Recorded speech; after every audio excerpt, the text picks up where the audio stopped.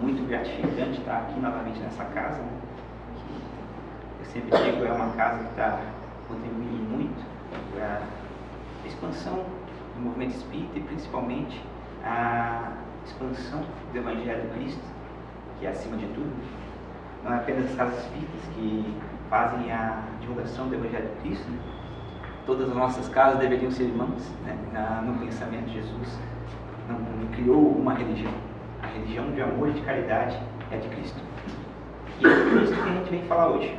Falar um pouquinho de Natal. Porque eu sei, pelo menos para mim, provavelmente para a maioria das pessoas aqui presentes, o Natal é uma época que mexe muito.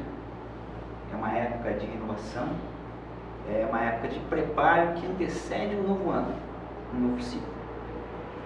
É aquela época em que nós retiramos aquelas energias grosseiras que muitas vezes carregamos durante o ano e repensamos nossas atitudes visando um ano mais produtivo, um ano que possamos evoluir de uma forma ou de outra. Então, para iniciar, eu quero fazer uma pergunta. Quem é daqui de vocês que já ouviu a música Noite Feliz? Eu acho que a maioria, né? É uma música muito conhecida, a melodia é incrível. Se nós nos atentarmos a cada palavra, a cada verso da música, com certeza nós vamos tirar um significado muito amplo. Então, para iniciar a palestra, eu venho trazer um pouquinho da história dessa música, que é uma história muito singular, que foi contada por Divaldo Pereira Franco em um programa antigo programa Transição, que passava, que é mais ou menos assim. Era a véspera de Natal de 1818. Existia uma aldeia nos Alpes austríacos em que existia uma paróquia que era coordenada por um sacerdote chamado Joseph Mohr. Esse sacerdote ele tinha o hábito de constantemente ler e reler a Bíblia, no caso para se reciclar e para verificar novos ensinamentos. Eu acho que esse é um hábito muito interessante, porque geralmente nós pegamos o Evangelho, ou quem é católico pega a Bíblia e lê uma vez, mas lê sem a questão de analisar e tirar o ensinamento profundo que ali está. Eu digo, já li o Evangelho várias vezes, e todas as vezes que eu leio, eu sempre tiro algo diferente, pois eu estou num momento diferente, estou numa evolução diferente. Então, esse sacerdote, Joseph, ele estava fazendo uma reflexão, observando a paisagem coberta de neve, a paisagem um pouco dura. Os Alpes austríacos eram algo que isolava a região e às vezes tornava o ambiente realmente um pouco tristonho. Mas toda vez que ele lia a Bíblia, toda vez que ele ouvia a palavra de Jesus, quando ele observava essa doutrina maravilhosa que nos conduz, ele se emocionava. E nisso, enquanto ele estava nesse estudo, alguém bateu na porta dele. Era uma camponesa que vinha lhe chamar, pois acabava de nascer uma criança ali por perto. Então, o sacerdote foi junto a ela, desceu, chegou numa casa modesta. Eram apenas 2 cômodos. Uma casa extremamente antiga, que necessitava claramente de reformas. Mas quando ele entrou ali, ele sentiu como se tivesse entrado na manjedoura. Viu numa esteira a mãe com a criança nos braços e viu ali no olhar da mãe como se tivesse ela agradecendo a providência divina pelo presente que havia lhe dado, que compensava toda a tristeza e toda a penúria por que o qual passava. Nesse instante, então, o sacerdote abençoou a criança e a mulher e voltou para a paróquia. Mas, durante a noite, não conseguiu dormir, como se algo buzinasse na cabeça dele. Então ele acordou, levantou, pegou de papel e caneta e começou a escrever. Escreveu algo simples, algo singelo, alguns versos. Ele olhou para aquilo e no dia seguinte foi atrás de um amigo dele, músico, maestro. Franz Gruber, se não me engano a memória. O maestro, na verdade, não poderia fazer nada porque o órgão, o piano da cidade, havia estragado. Mas naquele momento, quando ele viu aquela música, aquele poema, ele disse: aqui está perfeito, aqui fala tudo. Eu já sei exatamente a melodia a qual encaixar. Então, eles dois, após o maestro fazer a melodia, começaram a rir e a cantar juntos, abraçados.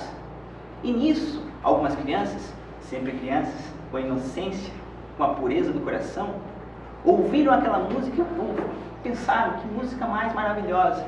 Decoraram a letra e começaram a espalhar a música por onde vinham.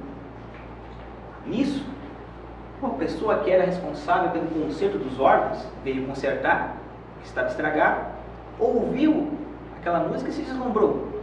E como ele fazia serviço em todas as aldeias da região, ele começou a espalhar a música. E a música logo ganhou praticamente toda a Alemanha. Nisso, 4 crianças que haviam ouvido essa música em Leipzig, elas eram da mesma família. Os pais delas tinham uma fábrica de luvas e vendiam as luvas na feira. Só que aquele ano estava extremamente difícil. Não estavam conseguindo vender quase nada. As crianças, então, resolveram fazer algo: cantar a música no meio da feira. Então, todos aqueles que ouviam aquela música, aquela inspiração divina que foi dada ao sacerdote Joseph, paravam na frente daquela barraca, ouviam a música e compravam as luvas.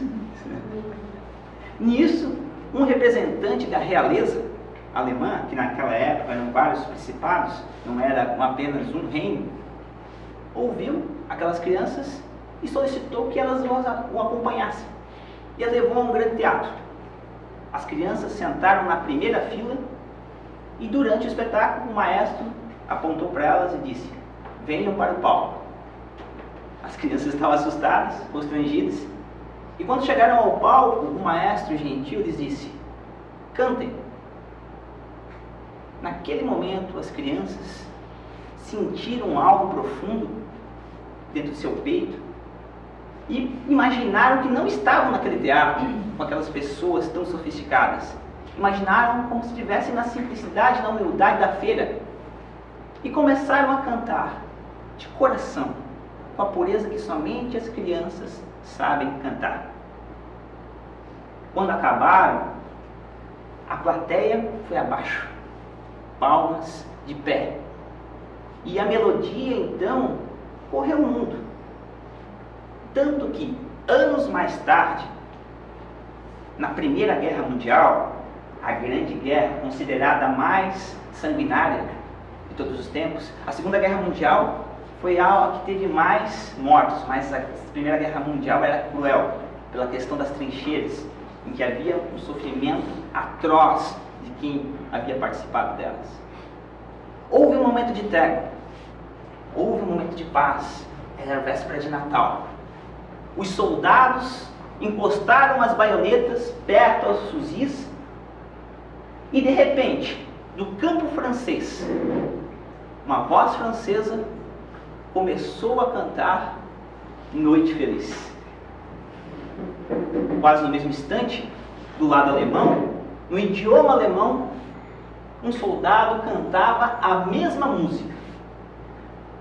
E quando se viu, numa só voz, no campo de batalha, no fronte de guerra, num lugar em qual só podia se imaginar sofrimento e dor, soldados cantavam e choravam, celebrando o nascimento de Jesus.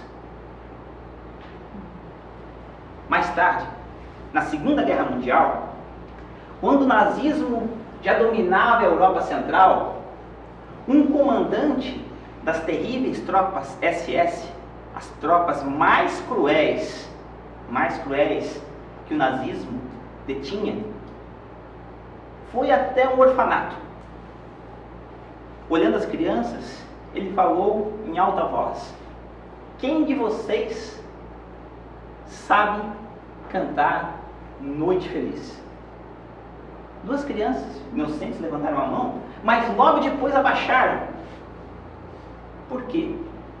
Porque naquela época, os nazistas estavam atrás dos judeus. Eles pensavam ser uma raça superior. Como se superioridade fosse algo que realmente fosse algo material, algo de fisionomia, algo que palpável. A verdadeira superioridade está nos nossos sentimentos. E aquela pessoa que realmente está evoluída, ela ajuda o seu irmão sempre.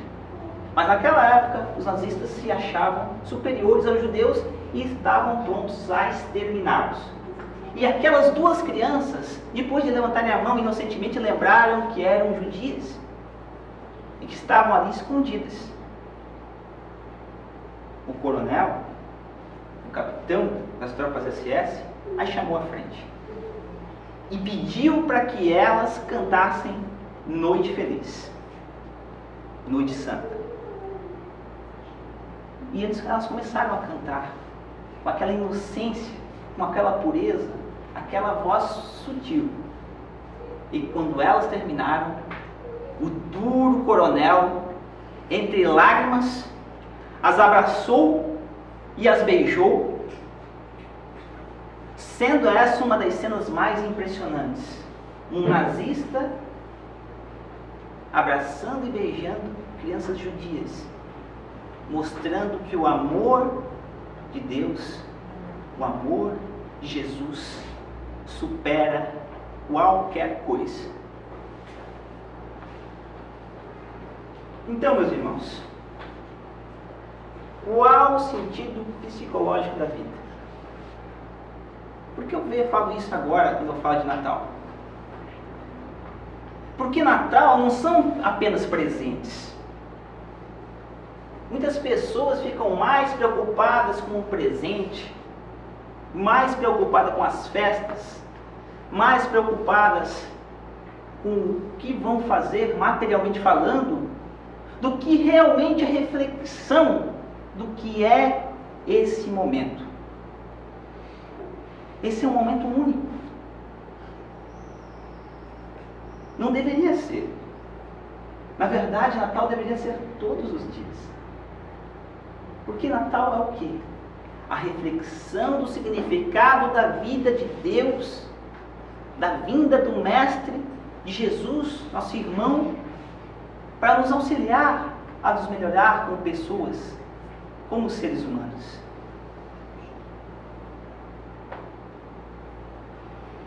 Muitas vezes, nós damos mais valor para a parte material do que realmente em analisar como nós estamos procedendo dentro da doutrina do Cristo. Se nós vemos bem, quando pegamos uma passagem de Jesus, em que ele diz: primeiro dê prioridade ao reino de Deus, que depois tudo lhe será acrescentado. Reino de Deus, o significado real, o significado psicológico da vida é a imortalidade. E por que eu digo que é imortalidade? Porque quando entendemos que o reino de Deus, a imortalidade, é o significado da nossa vida, entendemos que as coisas da terra, as coisas que temos e as coisas que detemos, ficam. Mas o objetivo da nossa vida, que é a iluminação, que é a autoiluminação, prossegue devido à imortalidade que temos. Isso dá o significado para a vida. É como Carl Gustav Jung fala: o significado real da vida é a iluminação, é a autoiluminação, é o auto-melhoramento. Existe uma passagem, que foi contada por Walter Frank também, de um jovem americano, que decidiu ir para o Egito, mais precisamente a cidade de Mênfis, atrás de um sábio, ao qual ele idolatrava. Fez uma viagem magnífica, percorreu vários campos, até chegar na cidade citada. Quando chegou lá, foi de imediato em encontro ao sábio, na sua residência. E quando chegou lá, viu que era uma residência extremamente simples. Entrou, viu o sábio de joelhos numa esteira. E viu que ali não tinha nenhum móvel, nada. Então, ele chegou para o sábio e lhe disse: Senhor, vejo que o Senhor não tem móveis. Aonde estão os seus móveis? Então o mestre lhe retrucou: Jovem, você também não tem móveis. E o jovem falou: Senhor, mas eu estou de viagem. O sábio falou: Eu também estou. Nós estamos de viagem nessa vida. Estamos de passagem. Estamos aqui para evoluir e aprender. Estamos aqui num mundo de provas e expiações no qual seremos cobrados. Não é Deus que vai fazer com que algo dê de errado em nossa vida. Seremos nós através das nossas próprias atitudes. Jesus deixou claramente a sua mensagem. Ele diminuiu, no caso, reduziu, compactou 10 mandamentos em apenas 2. Amarás teu Deus acima de todas as coisas, com todas as tuas forças, de toda a tua alma. E amarás a teu próximo como a ti mesmo. Quem de fato faz isso? Quem de fato analisa as suas ações e se orienta pela conduta que Jesus nos deixou? Estamos fazendo o nosso melhor?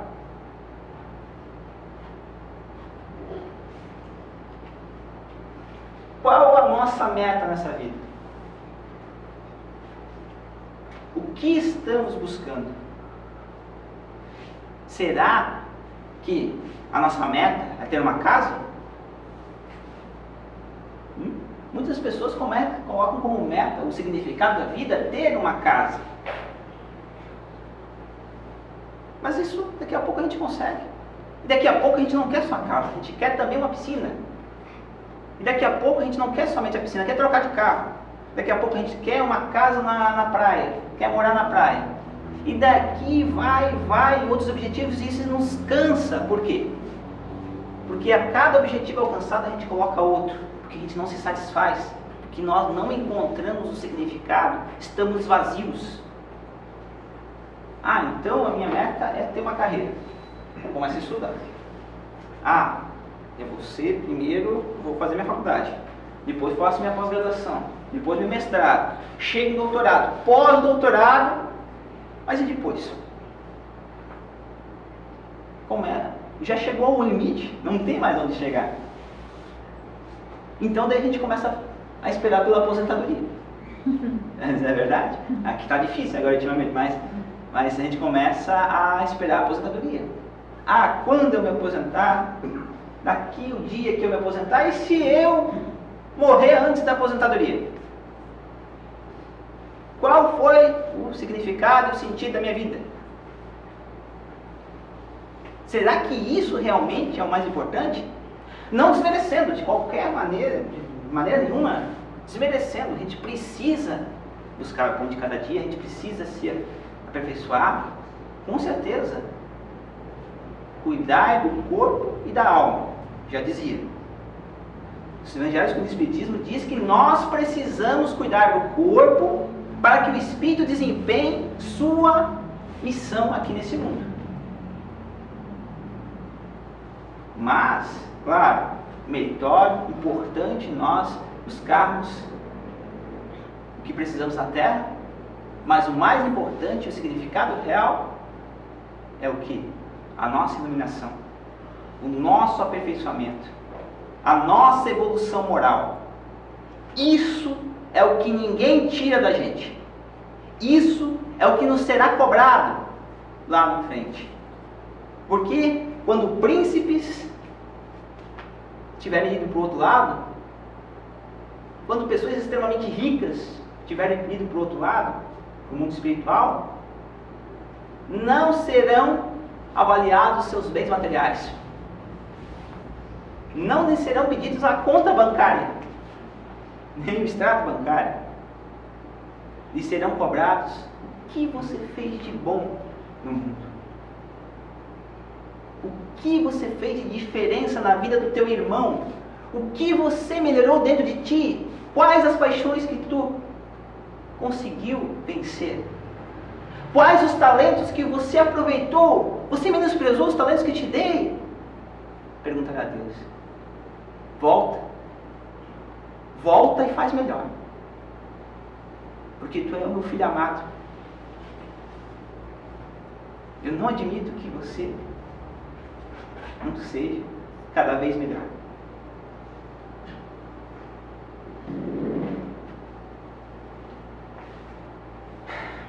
Divaldo Pereira Franco teve a pedido do secretário de Segurança do Rio de Janeiro na época, no presídio Lemos Brito. Esteve lá para fazer uma palestra, né? Chegou lá, eram 200 assassinos, alguns seriais. Ele olhou para aquela plateia e daí ele pensou: vou dar essa palestra, será que adianta? Mas vamos lá, vamos fazer a palestra. Ele começou a fazer a palestra e tal, e de repente ele olhou para a plateia e viu um que estava lá, levantava um jornal, começava a ler, olhava com cara de indiferença, depois levantava o jornal de novo. Ele se sentiu incomodado. E daí começou a tentar de alguma forma emocionar aquela pessoa. Alguns choraram e tal, mas aquele se conservou inalterado. Tentou de outras formas e tal, até que no fim ele desistiu e continuou a palestra normalmente, sem dar tanta atenção. Quando ele terminou a palestra, ele sentiu com uma força, com uma mão, segurava com força o braço dele. E ele olhou para trás, era aquele cara. Daí ele começaram a conversar e tal, e o rapaz perguntou: senhor Divaldo, se eu pedisse para o senhor voltar, o senhor voltaria aqui? Divaldo então, para testar, ele disse: eu acho que nunca mais eu volto aqui. Mas por que? Ele perguntou. Porque eu vim aqui de bom coração, a convite, trazendo uma mensagem boa, e você reagiu, não riu, não chorou, ficou com aquele jornal na minha frente. Você poderia ser meu filho. Eu estava agindo como pai descuidado da educação, indo buscar o filho pródigo, e você não me deu bola. Mas se eu pedisse, Divaldo, ele falou com aquela voz rouquinha e com aquela grosseria de que ele a princípio demonstrava. Mas por quê? Para me fazer chorar de novo. Daí Divaldo se assustou. Mas como chorar de novo se não chorasse nem agora? Engana-se, Divaldo. Eu chorei. Só que eu estou tão embrutecido que as minhas lágrimas secaram. Eu levantava aquele jornal para você não me ver uma expressão de sentimento. Minha expressão de estar tocado. Por favor, volta. Divaldo, então, emocionado, falou o seguinte: meu filho, Deus nos coloca em situações estranhas. Eu não vou te prometer que vou voltar. Pelo contrário, vou fazer o seguinte: vou pedir ao secretário de segurança para que me dê meia hora para conversar com você. Vamos conversar, vamos tentar resolver agora, porque talvez mais para frente eu ou você não estejamos vivos, não estejamos aqui. Então ele pediu autorização ao secretário, e o secretário de pronto deixou. Eles começaram a conversar e o assassino então confessou: Divaldo, eu matei 2 pessoas, mas eu não me arrependo. Não. Mas por que, meu filho? É porque eu não havia ainda ouvido você. Eu não havia ouvido isso de Jesus. Eu não havia ouvido nada sobre amor. Eu não havia ouvido que Jesus havia morrido para que nós vivêssemos. Porque senão eu teria tido outra atitude.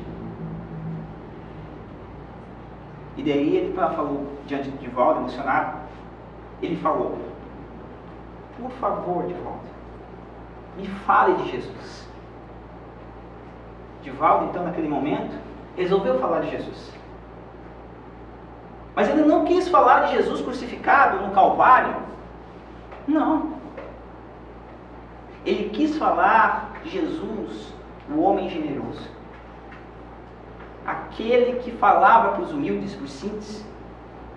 Aquele que falou para aquela gente que era considerada ralé, os plebeus, as bem-aventuranças, no Sermão da Montanha, que estava no meio de criminosos, no meio de prostitutas,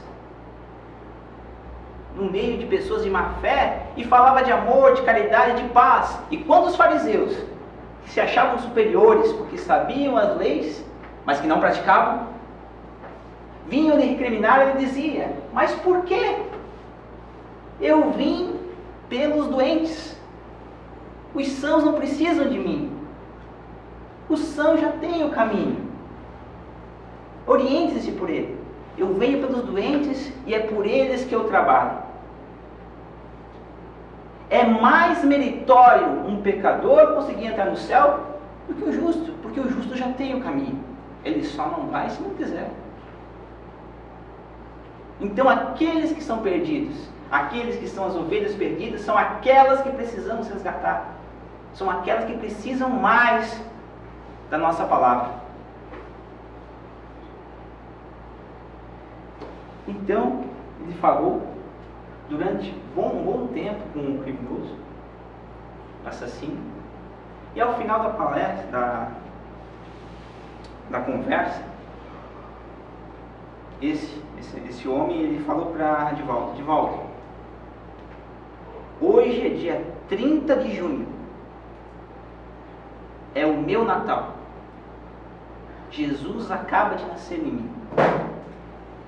Eu lhe prometo que você não se arrependerá pelo tempo que perdeu comigo. Mas Divaldo disse: alto lá. Eu não perdi tempo nenhum. Eu investi tempo em você. Assim como alguém no passado investiu em mim. E assim como Jesus investiu em todos nós. E esse investimento está tendo retorno. Porque se você já disse que o teu Natal foi hoje e que Jesus nasceu em você, então já está tendo resultado as palavras do Mestre no teu caminho.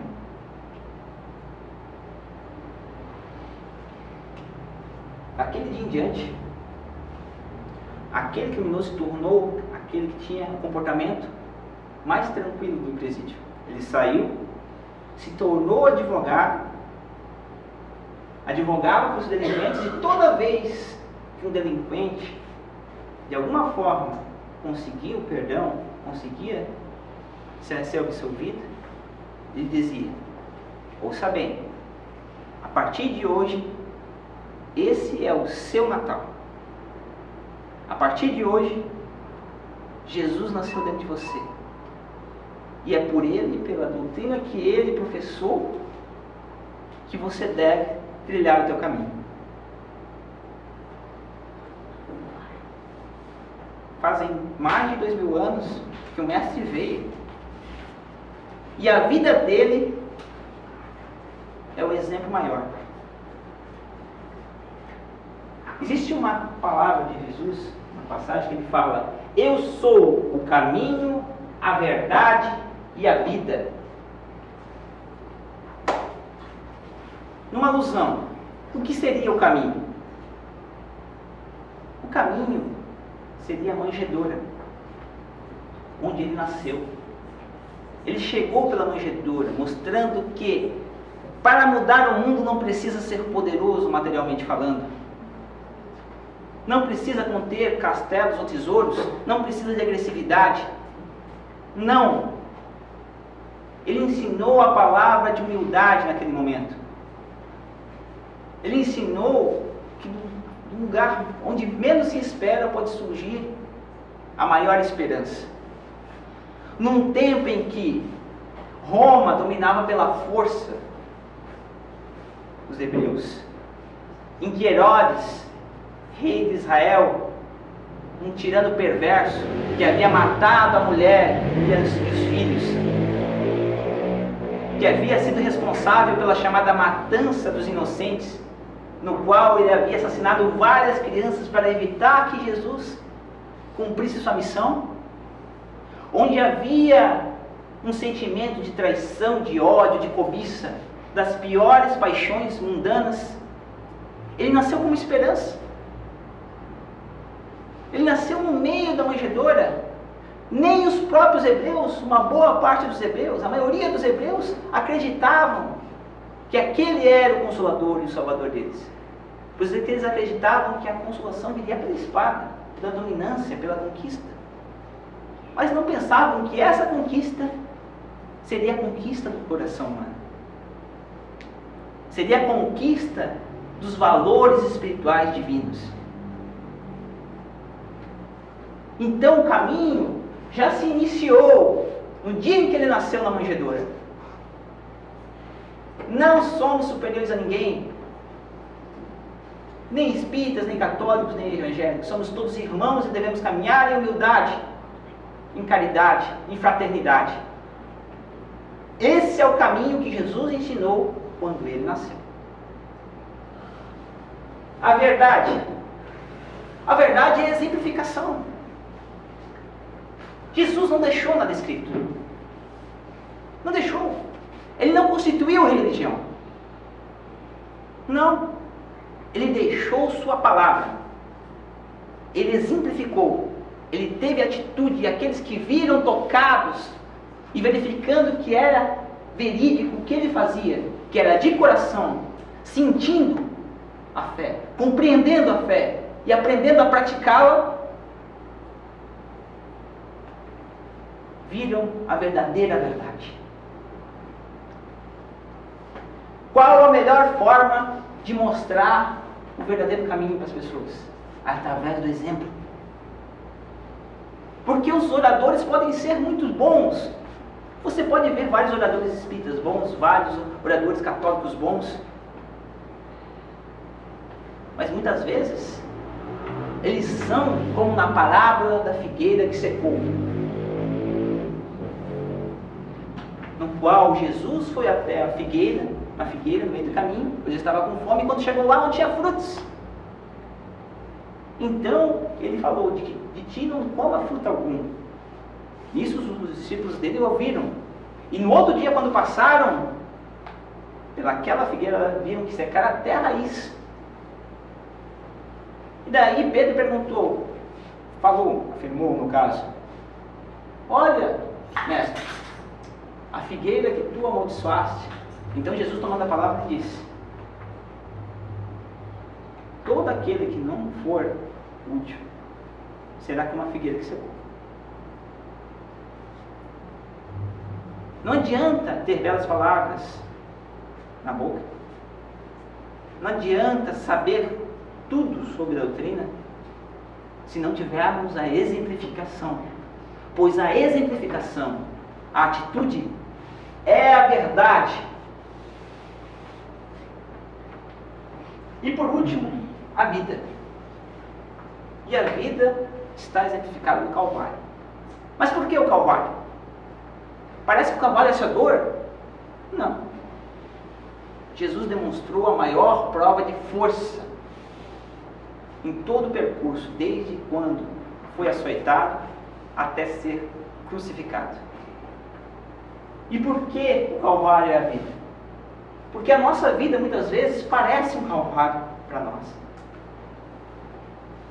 Às vezes nos vêm problemas pessoais, problemas familiares, problemas de qualquer ordem, e nós, esquecendo o exemplo de Cristo, que mesmo depois de pregado na cruz ainda falou: mestre, eles não sabem o que fazem.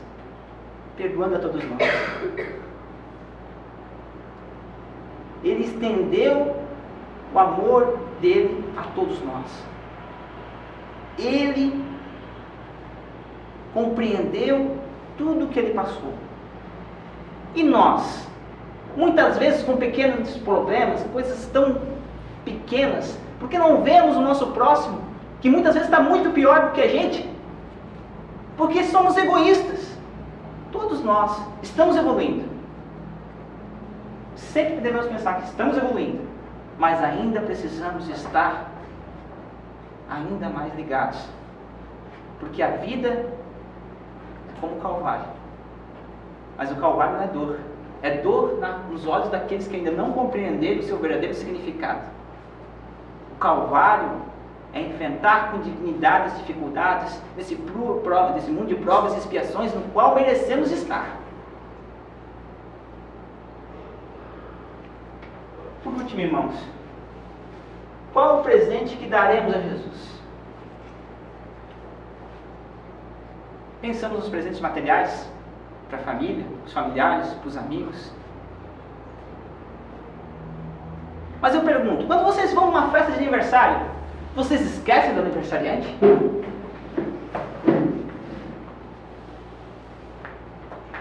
É uma resposta, quero uma resposta pelo menos. Não. Mas no caso de Jesus, muitas vezes nós esquecemos. Jesus não quer nada material. Ele não precisa disso. O que Jesus quer? Quer que cada um de nós busquemos fazer o nosso melhor. Busquemos nos tornarmos melhores. Busquemos evoluirmos. Busquemos ajudarmos o nosso irmão que às vezes está pior do que a gente. Darmos nosso ombro para ele. Temos humildade de chegar para uma pessoa que está melhor do que a gente e dizer: eu preciso de ajuda. Entendermos que nossa família que está à nossa volta, se está conosco é porque temos dívidas e às vezes nós temos dificuldades em lidar com ela, mas que é necessário termos força e coragem para enfrentar as dificuldades. Lembrarmos que a nossa família, apenas o nosso círculo sanguíneo, não é toda a família que temos. Não é. Não é. Nossa família é a humanidade. Todos nós aqui somos irmãos. Irmãos por parte de Deus. Estamos ligados pela semente divina que está plantada dentro de nós e que necessita apenas que nós ouçamos, compreendamos e exercitamos a doutrina do Cristo em nossas vidas para florescer. Jesus não quer nada grandioso. Ele não quis uma coroa nem um trono no tempo que ele veio para cá. Não. Ele quer apenas que nós nos amemos uns aos outros. E entendamos que Deus, esse Pai maravilhoso, sempre estará conosco, em qualquer situação, em qualquer momento.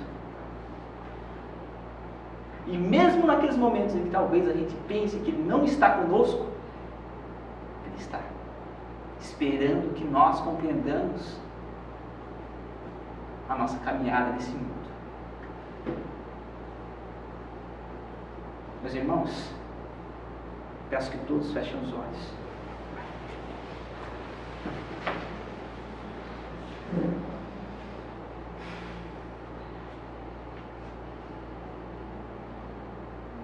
É Natal. Natal. Mas qual o significado desse Natal? Estamos comemorando. Estamos nos presenteando. Mas e o nosso coração? Estamos ajudando aqueles que não têm a mesma sorte que a gente? estamos nos esforçando dentro do que nos é possível para nos tornarmos melhores e ajudarmos aos nossos irmãos para que eles evoluam junto conosco? Meus irmãos, a doutrina do Cristo é muito bela. A doutrina do Cristo tem lindas palavras, mas não basta. É necessário que no nosso coração a semente divina que Deus, nosso Pai misericordioso, plantou, germine, fazendo frutificar os frutos de bênção, de paz, de amor. Que nesse Natal, meus irmãos, em algum momento pelo menos, possamos parar e refletir o que nós estamos fazendo para nos tornarmos melhores. O que nós estamos fazendo para sermos considerados verdadeiros cristãos. Estamos seguindo realmente o Cristo ou apenas somos cristãos de palavras? Meus irmãos, o Cristo nos ensinou o amor em sua plenitude, o amor extremo, que é o ponto supremo do sentimento. Mas nós, egoístas, nós ainda que pensamos como os fariseus, que somos donos da verdade, ainda estamos longe de alcançar essa plenitude.